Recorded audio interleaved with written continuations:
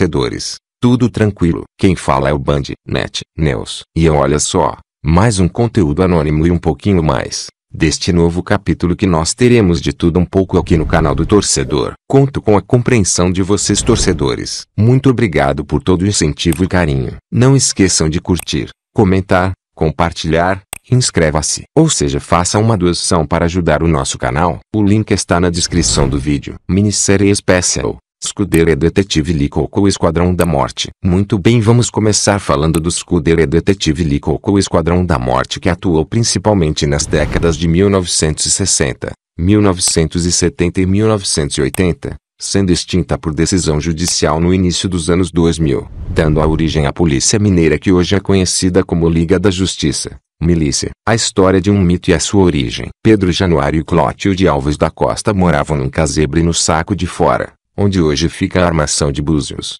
na região dos Lagos. A violência da cidade grande era algo distante para eles, até que, na madrugada de 3 de outubro de 1964, há 58 anos, homens armados invadiram a residência e assassinaram com 62 tiros um hóspede que a filha tinha trazido para casa junto com uma amiga. Pedro e Clotilde não sabiam, mas o cidadão que eles abrigaram era o suspeito Manuel Moreira, conhecido como Cara de Cavalo. 5 semanas antes, ele se tornava o criminoso mais procurado do Rio, após matar o detetive Milton, o vulgo mito do Lee Coco, num tiroteio em Vila Isabel, na Zona Norte. Jurado de morte, Moreira foi executado por policiais que fundaram a Scuderia Detetive Lee Coco, grupo de extermínio que, na visão de pesquisadores, está na origem das milícias que hoje controlam vários territórios cariocas. Até a morte do detetive, Cara de Cavalo vivia de extorquir apontadores do jogo do bicho. Armado com uma Colt 45, o homem de 23 anos percorria a região de Vila Isabel de táxi para coletar o dinheiro. Entretanto, um bicheiro denunciou para Milton de Oliveira Lee Coco,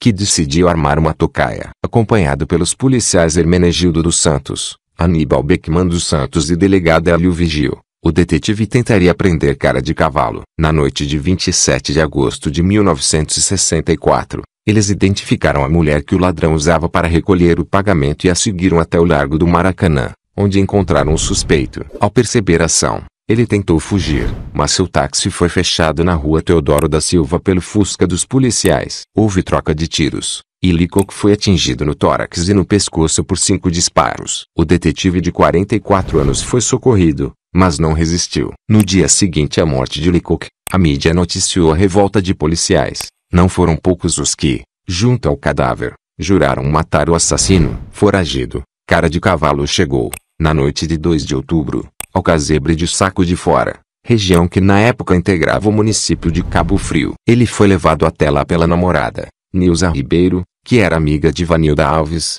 filha de Pedro Januário e Clotilde Alves, os donos da casa. Nilza disse à polícia que o grupo de extermínio invadiu o imóvel por volta das 4h30 do dia 3 de outubro. Dos cerca de 100 disparos feitos, 62 atingiram Cara de Cavalo, a maioria na região do abdômen. De início, a polícia afirmava que não tinha informações sobre os assassinos. Só mais tarde ficou claro que aquele havia sido o primeiro crime da Scuderia Lee Coco, organização que chegou a ter 7.000 associados e só foi extinta no início dos anos 2000. Histórico de violência entre traficantes e policiais na Rocinha. Escritor e colunista, o jornalista Zuenir Ventura chama de ovo de serpente a época entre a ditadura do Estado Novo e a ditadura militar, em que grupos de extermínio como a Scuderia Lee Coco se consolidaram. No livro Cidade Partida Cia das Letras, de 1994, o autor descreve os conflitos e tensões sociais daquele período até chegar à chacina de Vigário Geral, em agosto de 1993. Naquela ocasião,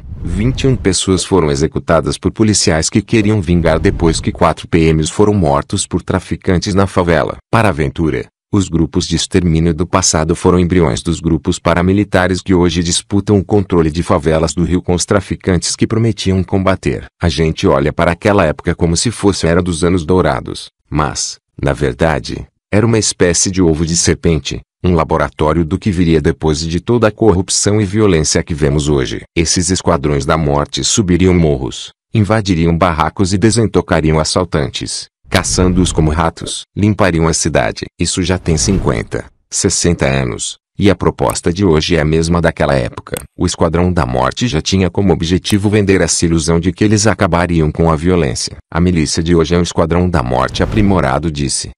Assaltos, tiroteios e mortes em vias expressas do Rio. Com o emblema da caveira com ossos cruzados, a Scuderie Coke se tornou uma associação celebrada por parte da sociedade e tolerada pelo Estado. Tinha como presidente de honra o jornalista Davi Nasser e era liderada pelos 12 Homens de Ouro, que tinham entre eles o delegado José Guilherme Godinho, mais conhecido como Sivuca. Ele estava, segundo relatos, entre os policiais que mataram Cara de Cavalo na madrugada de 3 de outubro de 1964. 22 anos mais tarde, Sivuca foi eleito deputado estadual pelo Partido Social Cristão, PSC, com o slogan Bandido bom é bandido morto. A Scuderie Coke teria sido responsável pela morte de diversos suspeitos na capital fluminense. O grupo, porém, acabou sem cumprir a promessa de limpar a cidade, que apenas se tornou muito mais violenta. Scuderie Detective Coke ou Esquadrão da Morte. Scuderie Coke é um nome de fachada utilizado para a organização de grupos de extermínio e fuzilamento. A história desses grupos começa nos primeiros anos de ditadura militar instalada depois do golpe de 1964. Esses grupos foram criados para atacar os trabalhadores,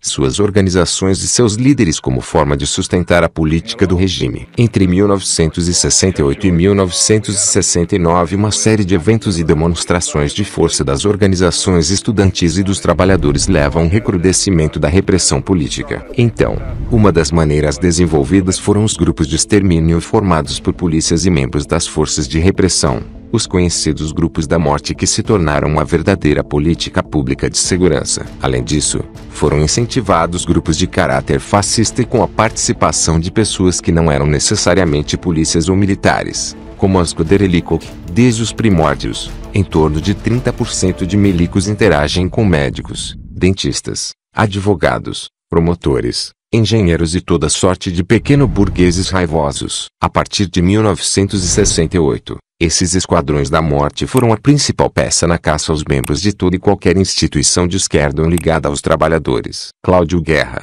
o pastor que assassinava e queimava corpos na ditadura militar. Em 1973, Cláudio Guerra foi convidado pelo coronel Perdigão, Fredier Perdigão Vieira, e pelo comandante Vieira a compor a Operação Radar, que executou 19 militantes do Partido Comunista Brasileiro, PCB. Ex-delegado e hoje pastor da Assembleia de Deus, ele confessou os crimes cometidos durante a ditadura civil-militar no Brasil. O grupo CCC, Comitê de Caça aos Comunistas, também possui a sua origem ligada a esse momento da repressão política no país. O CCC era majoritariamente composto por militares e estudantes de direito e foi decisivo na desarticulação das reivindicações dos estudantes, além da morte, tortura e mutilação de inúmeros indivíduos. Na verdade, esses grupos de extermínio foram fundamentais para a sustentação do governo através da repressão e morte dos opositores. Assim, a mais violenta e incrível repressão policial e paramilitar foi imposta ao povo e consentida pela pequena burguesia. A imprensa burguesa e as campanhas publicitárias da época também endossavam e defendiam a repressão. Paralelo a isso,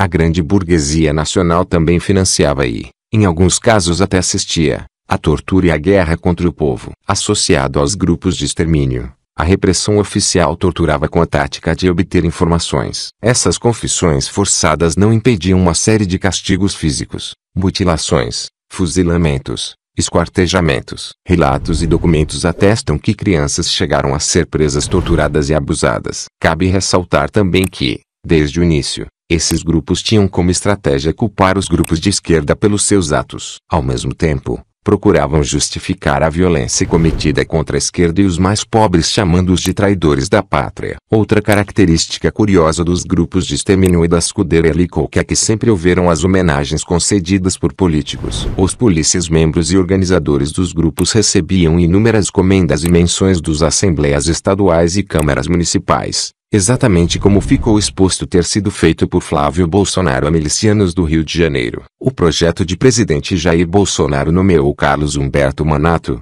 ex-membro declarado da Scuderie Detective Coke, para fazer parte do seu governo. Manato será secretário especial para a Câmara dos Deputados da Casa Civil da Presidência da República. Manato foi derrotado na eleição para governador do Estado do Espírito Santo e é ex-deputado federal. A escuderia detetive Lee Cook sempre se orgulhou de ter entre as suas fileiras altas patentes militares e pessoas influentes sob uma égide abertamente fascista e contra o povo. O assassino e delegado Fleury é um exemplo do tipo de elemento associado a esse grupo. A partir de 1973, a pressão popular contra esses grupos ganhou um peso muito grande e isso provocou uma mudança, pelo menos nas aparências. Assim, esses grupos foram se tornando clandestinos e secretos. Entretanto, a escuderia detetive Lee Cook do Espírito Santo, que Manato fazia parte, é acusada de manter uma imensa atividade nesse período, sendo considerado o braço direito do tráfico de drogas na região, pela própria Justiça Federal. Que tipo de função uma figura como Manato pode ter no governo? Com um histórico desses,